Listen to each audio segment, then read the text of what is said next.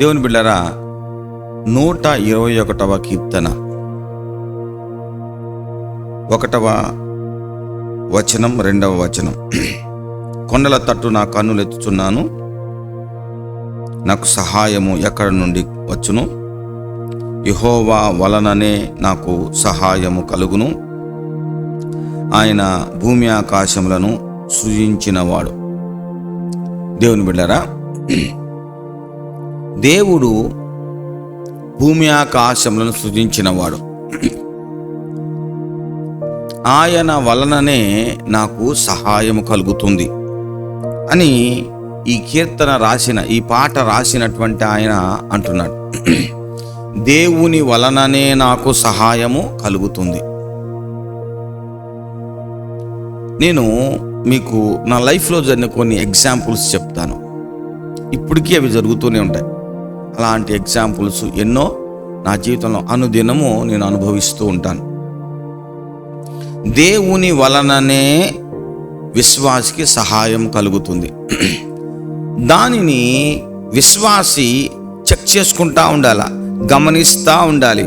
ఆ వచనాన్ని, ఆ వాక్యాన్ని తన అనుభవములో అతడు వెతుకుతూ ఉండాలి. నా జీవితంలో ప్రతిరోజు ఇలాంటి కార్యాలు జరుగుతూ ఉంటాయి.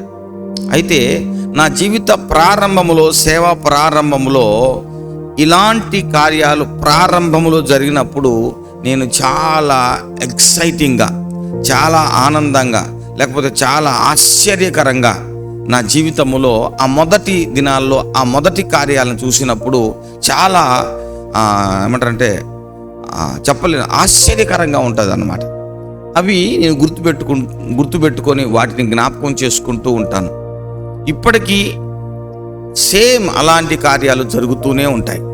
నేను ఒక్కొక్కటి నేను చెప్పడానికి ప్రయత్నం చేస్తాను అప్పుడప్పుడు. మొట్టమొదట ఇక్కడ మందిరము నిర్మాణం చేయడానికి వచ్చినప్పుడు ఇదంతా పెద్ద గుంట, వాటర్ అంతా పైన వర్షం పడితే ఆ వర్షం అంతా ఇక్కడికి వచ్చేసి మోకాళ్ళ లోతు నీళ్లుండేవి. ఈ స్థలం కొన్నప్పుడు నాకు తెలియదు, దేవుడు నాకు చూపించాడు ఈ స్థలాన్ని. సో దేవుడు నాకు చూపిస్తే నాకు దర్శనంలో కనిపించిన ఆ స్థలమే. నేను ఈ ప్లేస్కి వచ్చి చూస్తే, ఇక్కడికి వచ్చి చూస్తే అదే స్థలం. కాబట్టి కన్ఫామ్గా ఇది దేవుడు నాకు ఇచ్చిన స్థలము అని సంతోషంగా ఆ రోజు కేకలేశాను. తర్వాత ఇక్కడ నిర్మాణం ప్రారంభమైంది. చాలా విషయాల్లో దేవుడు సహాయం చేస్తూ ఉన్నాడు.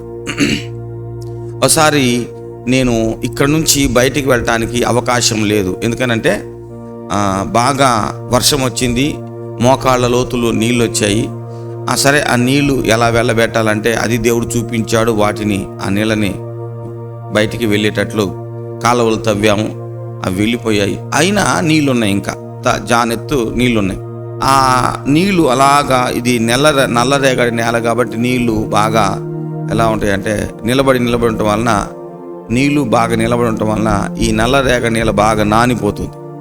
ఒకసారి ఇంత లోతు నడుస్తున్నప్పుడు ఇంత లోతు కాళ్ళు దిగబడిపోతాయి. అంటే రావటానికి పోవటానికి ఇక్కడికి అవకాశం లేదు.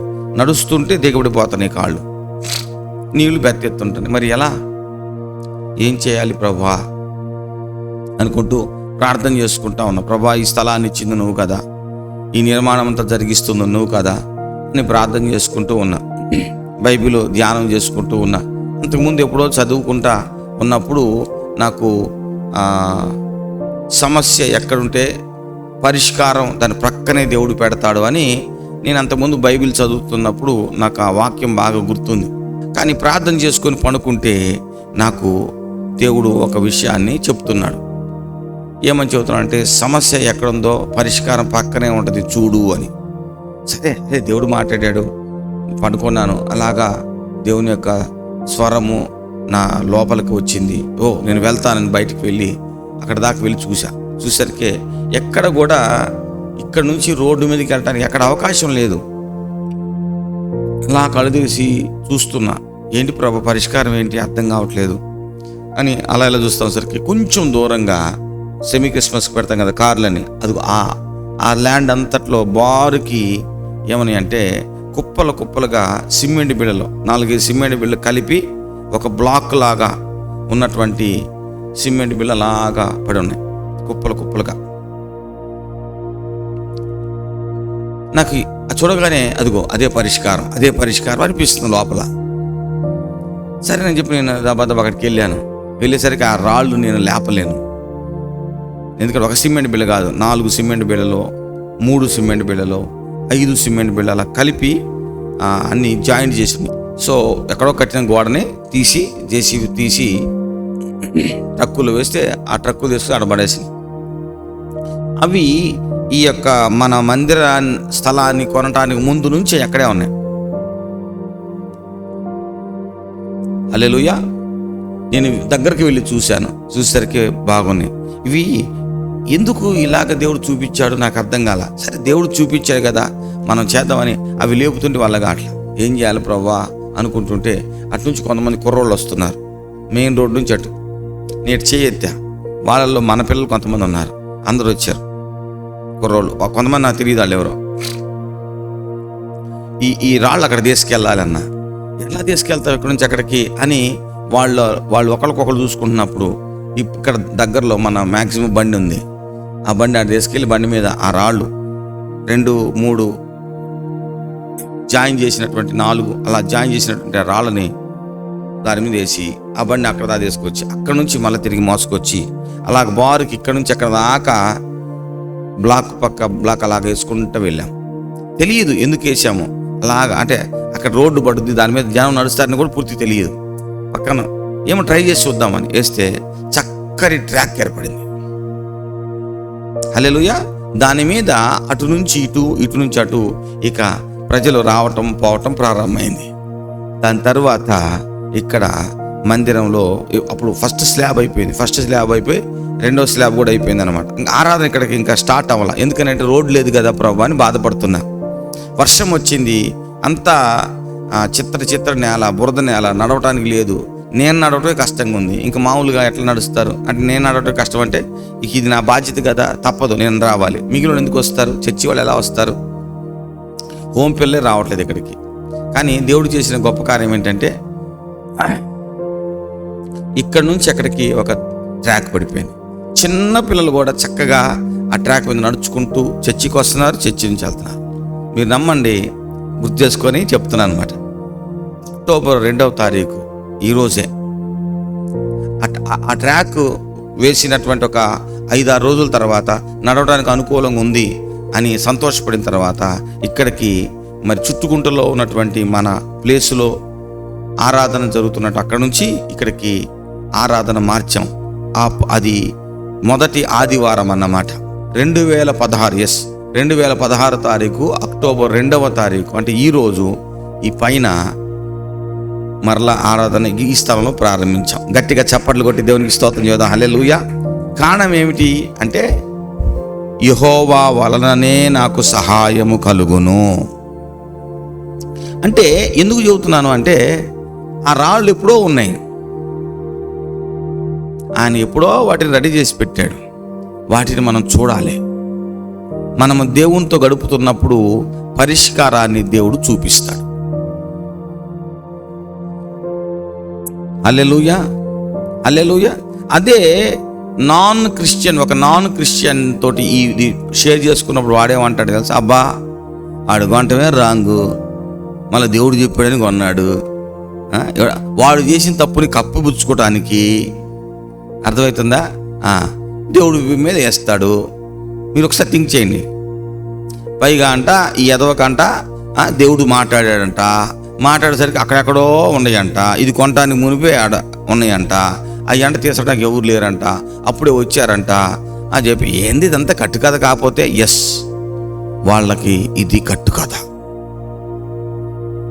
కానీ రక్షించబడుతున్న నాకు ఈ దేవుని శక్తి. నేను ఈ ఎగ్జాంపుల్ 2 సార్లు 3 సార్లు చెప్పిన విన్నా అనుకోండి, మీరు తర్వాత మొక్కమటి పెడతాడు ఒకడు, ఒక విడిపెట్టి తెలిసిందేగా అని. కానీ నాకు ఈ ఎగ్జాంపుల్ చెప్తున్న ప్రతిసారి నూతన శక్తి నాలో పుడుతుంది.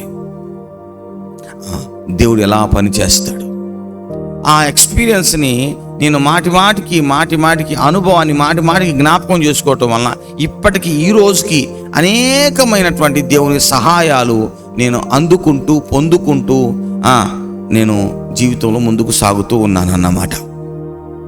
దేవుని బిడ్డలారా, నేను మరలా చెబుతున్నా, దేవుని వలన మనకు సహాయం కలుగుతుంది, దేవుని వలననే మనకు సహాయం కలుగుతుంది అనేది మనం చెక్ చేసుకుంటూ ఉండాలి మన జీవితంలో. ఈరోజు దేవుని వలన నాకు ఏ సహాయం కలుగుతుంది, మనం రెడీగా ఉండాలి. దేవుని వలన సహాయం నాకు కలుగుతుంది అనే దాన్ని జాగ్రత్తగా గమనిస్తూ వెతుకుతూ ఉండాలి మన జీవితంలో. ఈరోజు నాకు దేవుని వలన సహాయం ఎలా కలుగుతుందని వెతుకుతూ ఉండాలి.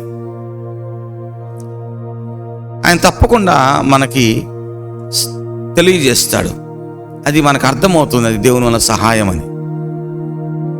హల్లెలూయా. ఈ గ్రౌండ్ అంతా ఎందుకు బాగు చేస్తున్నారు పాస్టర్ గారు, మీకు మెంటలా పిచ్చా అని ఒకడో, ఇంకొక ఆమె వచ్చి దేవుని డబ్బులు వేస్ట్ చేయటం. అసలు ఆయనకే ఆమెకే వాళ్ళ జీవితం మీద కంట్రోల్ ఉండదు. ఎవరికి పడితే వాళ్ళకి డబ్బులు ఎట్లా పడితే అట్లా ఖర్చు పెట్టేటటువంటి వాడు కూడా వచ్చి మాట్లాడతాడు, డబ్బులు వేస్ట్ చేయటం ఎందుకు వాళ్ళు మాట్లాడుతూ ఉంటారు. కానీ నేనేం మాట్లాడను. ఎందుకు తెలుసా, నా నమ్మకం దేవుడు ఈ స్థలమంతా, ఈ ఖాళీ స్థలమంతా ప్రభు నాకు ఇస్తాడు. That is my faith. ఎందుకన్నా నువ్వు ఇలా చేస్తావు అలా చేస్తావు, నాకు దేవుడు ఇస్తాడు ఈ స్థలాన్ని. This is my land, I'm going to ఎక్కువ, నేను తప్పుకొని ఈ స్థలాన్ని పొందుకుంటాను, స్వాధీనపరుచుకుంటాను. That is my faith. నీకెందుకన్నా ఆ అడవ ఉన్న దారి, ఆ దారి గురించి ఎందుకన్నా, అరే ఇక్కడ దాకా మందేరా స్థలం, ఇక్కడ నుంచి అక్కడ దూరం ఆ దారి కూడా మందే, మనం నడవటానికి ఈ దారి అనుకుంటాను. I tell to my self, I spoke to my self, I always speaks to my self, this is my land. నాకు ఈ స్థలము, ఈ స్థలానికి కావాల్సిన రోడ్డుని నేనే ఎంచుకోవాలి, దిస్ ఈజ్ మై రెస్పాన్సిబిలిటీ అనుకుంటా. ప్రైజ్ ది లార్డ్, హల్లెలూయా. నా ప్రియమైనటువంటి దేవుని బిడ్డలారా, నా మాటను జాగ్రత్తగా గమనించండి. నీ జీవితంలో ప్రతిరోజు దేవుని వలన నీకు సహాయం కలుగుతూ ఉంటుంది. దానిని గమనిస్తూ ఉండు, వెతుకుతూ ఉండు. నీ జీవితంలో దేవునిని ఎక్కడ వెతకాలా, ఆకాశంలో వెతకాలా, ఎక్కడ వెతకాలా, భూమి మీద వెతకాలా, కాదు. నీ జీవితంలో పనిచేస్తున్న దేవుని ఎప్పుడు గమనిస్తూ ఉండు. దేవుని నామానికి మహిమ కలుగును గాక. Hallelujah, hallelujah, hallelujah. Yes, God works in your life. దేవుడు నీ జీవితంలో పనిచేస్తున్నాడు. యెహోవా వలననే నాకు సహాయము కలుగును, యెహోవా వలననే నాకు సహాయము కలుగును. నువ్వు అదే మోడ్లో నాకు దేవుని వల్ల సహాయం కలుగుతుంది సంతోషంగా, ఉత్సాహంగా ఎదురు చూస్తూ నీ జీవితంలో గమనించుకుంటూ ఉంటే ఎన్నో సహాయాలు దేవుని వలన కలుగుతున్నాయి అనేది నీకు అర్థమవుతుంది. నీ లోపల ఒక ఆయన నివసిస్తున్నాడే, ఆయన నీతో మాట్లాడటం ప్రారంభిస్తాడు. అప్పుడు నీకు అర్థమవుతుంది, the way how he talks, the way how he speaks, the way how he whispers. ఆయన ఎలాగా నీతో మాట్లాడతాడు, గుసగుసలాడతాడు, నీకు అర్థమవుతుంది. నీవు ఆ వాక్యాన్ని నమ్మాలి. యెహోవా వలననే నాకు సహాయం కలుగుతుంది అని నమ్మదేటగాను నమ్మిన వాక్యాన్ని నీ యొక్క జీవితంలో వెతుక్కుంటూ ఉండాలి. హల్లెలూయా. నాకు పేదరికంలో ఉండటం ఇష్టం. ఎందుకంటే పేదరికంలో ఆయన చేస్తున్న ప్రతి సహాయం మనకు అర్థమవుతుంది. హల్లెలూయా. నాకు లేమిలో ఉండటం చాలాసార్లు ఇష్టం. ఎందుకంటే నాకు లేమికరమైన పరిస్థితులు ఉన్నప్పుడు, నాకు ఆకలి అవుతుంది అన్నప్పుడు నాకు ఆయన ప్రేమ కనిపిస్తుంది. నాకు సపోజ్ 1 గంటకి ఆహారం కావాలి, ఒకవేళ 1 గంట నుంచి 1:15, 1:30 అవుతుందా, I'm happy. Yes, how God, ఎలాగ దేవుడు సహాయం చేస్తా చూద్దాం. ఇప్పుడు కాకుల ద్వారా దేవుడు ఎవరికి ఏ లేక సహాయం చేశాడు కదా, నాకు ఎలా సహాయం చేస్తా లెట్ మీ సీ అనుకుంటా. చాలాసార్లు నేను ఇలా అనుకుంటా. కొన్నిసార్లు నేను కూడా మనిషినే కాబట్టి 1 గంటకి అన్నం లేకపోతే ఏవా ఏంట్రా అంట, కానీ అన్నిసార్లు నా అన్నం. ఎందుకంటే నేను చెక్కింగ్, నేను గమనించుకుంటా ఉంటా. హౌ గాడ్, దేవుడు ఏ లేక సహాయం చేశాడు, మరి దేవుడు సురేష్కి ఎలా సహాయం చేస్తాడు చూద్దాం అనుకుంటా. 1:15, 1:30 లేదంటే 1:30 నాకు మ్యాక్సిమం అంతే అవుతుంది. 1:15, 1:30 అయ్యేసరికి ఎక్కడి నుంచో పలావ్ వస్తుంది. మీరంటారు అదే తెలిసిన, అదిగో వాళ్ళు పంపించారు, దానికి దిక్కేనా? అవును, నీకది ఎవరో పంపించిన పలావ్. నాతో ఉంటున్నటువంటి నువ్వు, నా దగ్గర ఉంటున్న నీకు దేవుడు వాళ్ళు పంపించినటువంటి ఆహారం. కానీ నేను విశ్వాసంతో 1 గంట నుంచి ప్రశాంతంగా ప్రార్థన చేసి, ప్రభా మరి ఆకలి అవుతుంది, నీ బిడ్డను కదా, లేక ఆకలి ద్వారా ఆహారం పంపించు కదా అంటే ఎక్కడి నుంచో వస్తుంది ఆహారం. మరి ప్రతిదీ వస్తుందా? రాదు. నిజమండి, నేను చెప్పేది నిజం, యథార్థం. మీరు కూడా మీ జీవితంలో కరెక్ట్గా చెక్ చేసుకోండి. నీ డ్యూటీలో, నీ ఆఫీసులో చెక్ చేసుకోండి. మనము విశ్వాస మూలముగా బ్రతకవలసిన వారం, బ్రతికే వారము. మనము దేవుని నోట నుండి వచ్చు మాట వలన బ్రతికే వారం. హల్లెలూయా, హల్లెలూయా, హల్లెలూయా. చాలాసార్లు నాకు అలాంటి ఆశ్చర్యకరమైన సహాయాలు ప్రతిరోజు జరుగుతూ ఉంటాయి. యెహోవా వలననే మనకు సహాయము కలుగును కలుగును కలుగును. ఈరోజంతా మన ఈ వాక్యాన్ని ధ్యానించు. యెహోవా వలన, దేవా నీవు అన్నయ్య జీవితంలో పనిచేస్తున్న దేవుడు, అన్న దేవుడివే, నా దేవుడు కదా, ఆయనకి నేర్పిస్తున్న దేవుడివే, నాకు నేర్పిస్తున్నావు కదా, ఆయన బిడ్డనే నేను కదా, ఆయన అనుభవాలే నాకు వస్తాయి కదా. ప్రభువా హెల్ప్ మీ లార్డ్, నాకు కొంచెం అర్థమయ్యేటట్టు చేయవని అడుగు. భలే సహాయం చేస్తాను నీకు, భలే సహాయం చేస్తాను నీకు. హల్లెలూయా. నా ప్రియమైనటువంటి దేవుని బిడ్డలారా, దేవుని వలన మనకు సహాయం కలుగుతుంది. దానిని నీ యొక్క జీవితంలో, అంటే ఈరోజు ఈ డైలీ లైఫ్లో ఈరోజు నువ్వు వెతకాలి, ఎలాగ దేవుడు సహాయం చేస్తాడు. సడన్గా నువ్వేదో పని చేస్తున్నావు, కంప్యూటర్లో వర్క్ చేస్తా ఉన్నావు, సడన్గా ఏదో ఒకటి వస్తుంది, నీకు అనిపిస్తుంది, నీకు ఖచ్చితంగా ఏది అవసరమో అదే నీకు కనిపిస్తుంది. నీ లోపల పరిశుద్ధాత్మ నీతో మాట్లాడతాడు, ఇదిగో ఇది అని. Yes God. నువ్వు ప్రయాణమే వెళ్తా ఉన్నావు, ఎవరో ఒకరు సడన్గా నీ దగ్గరికి వస్తారు. ఒకసారి బ్యాంక్ అకౌంట్ ఓపెన్ చేయాలి, నేను వెళ్ళాను. ఒక బ్యాంకులకి వెళ్తే మీకు మేము ఓపెన్ చేయమండి అని అన్నారు.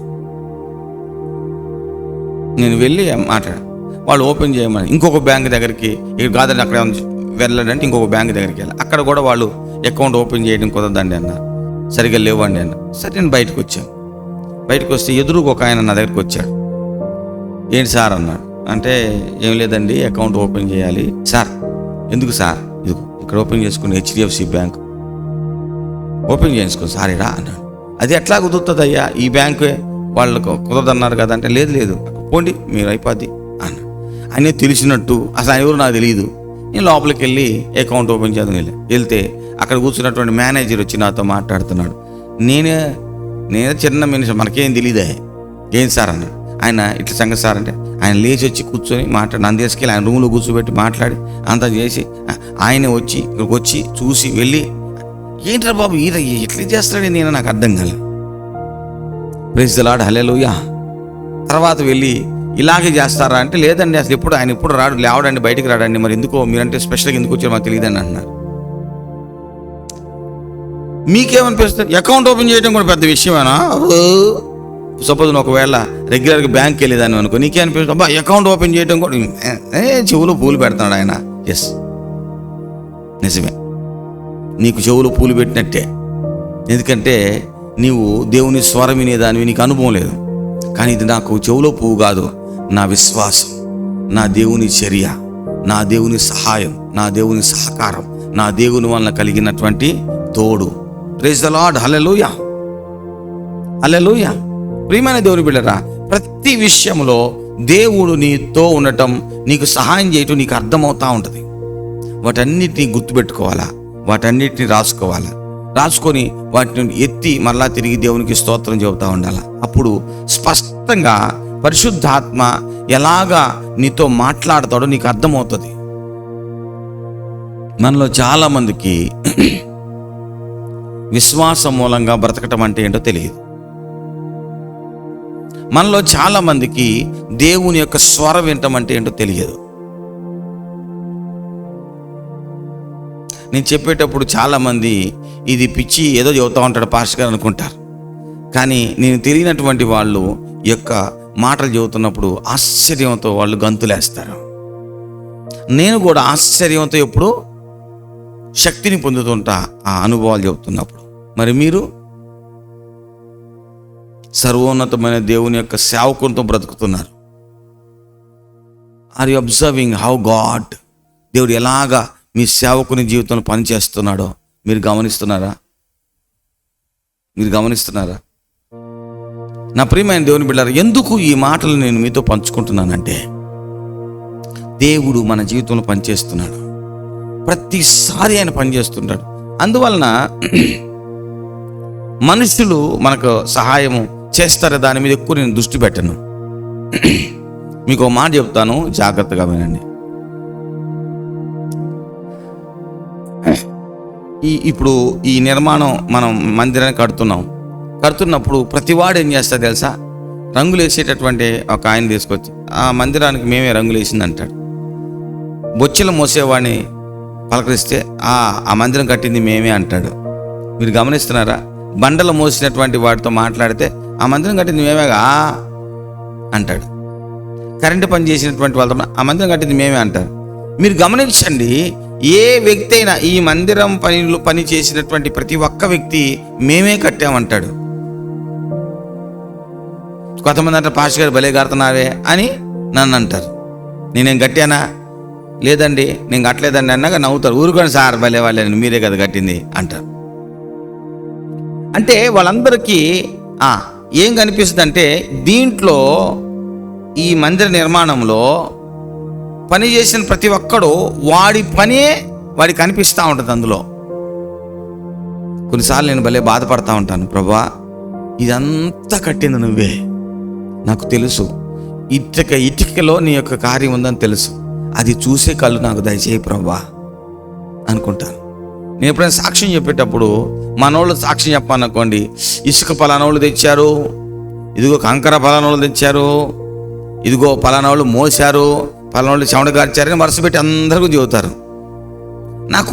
నేను కూర్చున్నప్పుడు నా లోపల తెలియనటువంటి రోషం, తెలియనటువంటి ఇది వస్తుంది, తెలియని కోపం వస్తుంది. తట్టుకోలేను. నేను లేచి వచ్చి పక్కన వెళ్ళు అని నిలబడి దేవుడు ఎలాగ చేశాడు చెప్పాలనిపిస్తుంది.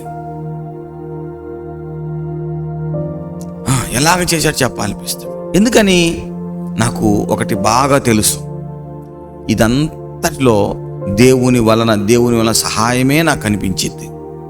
ఆయన చేసిన వాటిని జ్ఞాపకం చేసుకుంటూ ఉన్నప్పుడు నా విశ్వాసం నిర్మించబడుతుంది. నా ప్రియమైన సహోదరి సహోదరుడా, ఈ ఉదయకాల సమయంలో నా మాట నీ గుండెను పట్టుకొని,